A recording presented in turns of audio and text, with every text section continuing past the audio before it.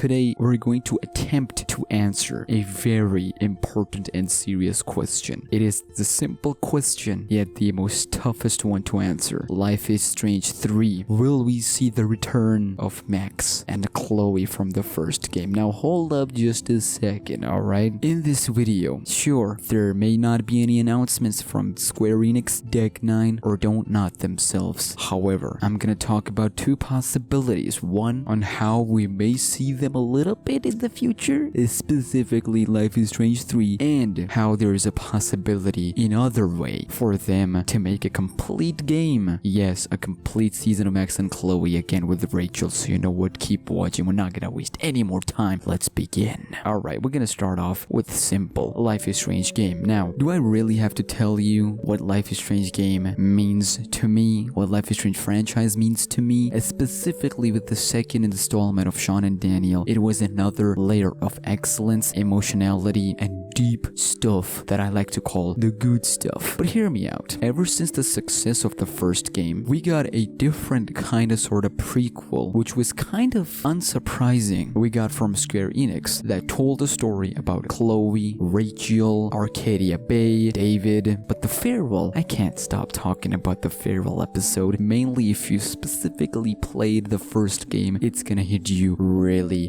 hard. Anyways, after the success of Before the Storm and farewell, of course, it was already pre-assumed that Deck9 would continue with this side of things, whilst DONTNOD, with the announcement of Life is Strange 2, they're gonna move on, as they've stated over and over again, that Max and Chloe's story is done. We're gonna talk about them in just a second, but I wanted you to focus on Deck9 for a specific minute. Deck9, ever since they entered the scene of Life is Strange, they've been quite impressive to say the least. Sure, the writing is, as I mentioned the last time, yeah, sure, it could have been improved a little bit, it was rushed at the ending, but you know what, it was fine. But the graphics, the lip syncing, the animations, especially that they brought the assets from that had been developed in Unreal Engine to Unity, and then they made the entire game, which looked way better than the first game technically, of course, in Unity. That was some next level stuff. That's when you know these developers are talented as frick. Anyways, after farewell, people already started assuming that, hey, are we gonna have more Arcadia-based stories? Are we gonna have more stories Chloe, Max, Rachel? Because there are some unanswered questions, sure, there are some mysteries, sure, but I want you to go back all the way to Life is Strange 1 episode 5 ending. For me personally, I think the ending was cut and clear. You either go on with the storm and chaos, or you do the right thing with Chloe, save the town, and move on with your life with that regret. Sure, both endings post stories could be told, but just imagine what kind of impossible task are you expecting them to do? Making an entire game? Just imagine all the players who chose the sacrifice Chloe ending. What are they gonna play? Max alone? No, seriously. Rachel, spoilers alert, is dead. Chloe is dead. The town is alive. What story can you tell? Because for me personally, Max's story was mainly up because of Chloe in her life. Sure, she wasn't the best influence on her, maybe it was the other way around, but they both hold Life is Strange franchise together. However, in the other side where they move on and destroy the town, yeah, sure, there's stories you can tell afterwards, what happens, how do they live, and maybe you could have just replaced Sean and Daniel and showed Max and Chloe on a road trip finding a new start. Boys, I just cracked the code. Just replace Sean and Daniel, you have Max and Chloe road trip. But for that to happen, you had to make one of the endings canon. That means the sacrifice Chloe ending would have been non-canon, and I don't think in a choices-based game you want anything to be non-canon. That would just devalue the entire game, and that is why you don't see sequels of games such as Heavy Rain, Beyond Two Souls. That's why you don't see sequels for Detroit Become Human. There are possibilities, but there's just so many things you have to cut just because it's an impossible task. Now, with that background in your mind, there are some possibilities that we could see Max and Chloe in the future games, especially Life is Strange 3. Now, they did an interview with GameSpot. I'm talking about, of course, Life is Strange developers, Kano and Koch, of course. And I'm just gonna quote the two of the most important questions that I think answers this very specifically. This is case number 1, and this is the likely scenario to happen. The question was, well, this is probably a big question you probably can't answer, but will we ever see Max and Chloe again, or Sean and Daniel for that matter. This is post Life is Strange 2, by the way, episode 5, of course. Now, Kano responded with this. You know, we don't really know what we're going to do now because the game has just been released. For the next adventure, we don't really know yet, but we have some ideas and stuff we want to explore, but we don't really know what will be our next game. The thing that I can tell you is, for us, the story of Max and Chloe in Life is Strange is done. It is told, and the story of Sean and Daniel is told in Life is Strange 2. So maybe we can see them again one day.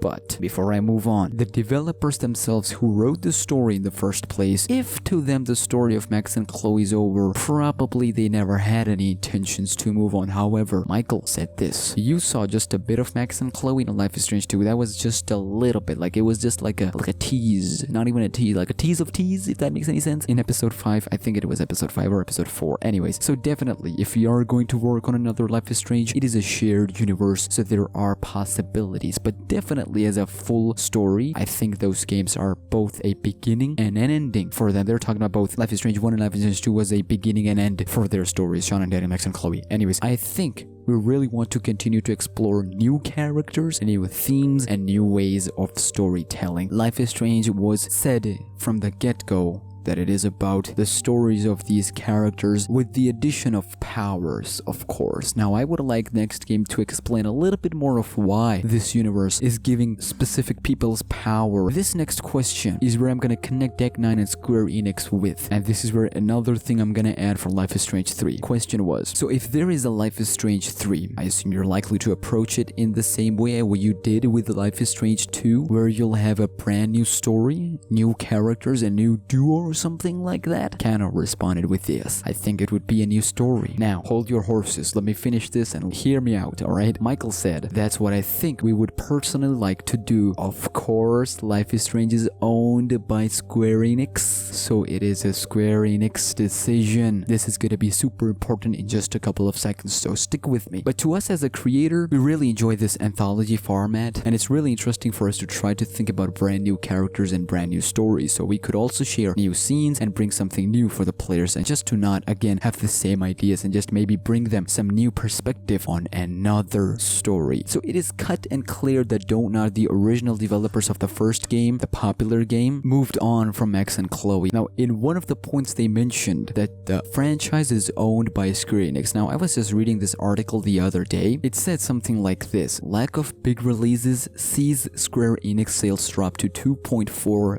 billion. Now, it's still 2.4 billion. However, since there are not many big releases, Square Enix is getting a hit for all these low income financials. Now, they're quite aware. Deck 9 is also aware. DONTNOD is also aware what has happened to Life is Strange 2's sales. Life is Strange 2 sales, from the public figures that have been made out there publicly, it didn't even make a fraction of what Before the Storm did. That alone tells you what these characters mean to the community, to the fan. I think personally all the hate going for the new approach was just unnecessary. Some of it was pathetic, pure pathetic, going after writers and going after developers for moving on. It's their vision, it's their franchise, and going after them like that. However, all of this could force Square Enix's hand to involve Deck 9 in, because they were well received with Before the Storm, and they may tell them that, hey Deck 9, do your thing with Max, Chloe, Rachel, and tell as many stories as you need to, because there's still market out there. Now, there's one other possibility that it could end up being happening. However, I would likely keep it down. Now, y'all know about Life is Strange comics. I personally read 4 of them. Now, Life is Strange comics is actually quite clean, to be fair, because they tell a really different set of stories. So if they want adapt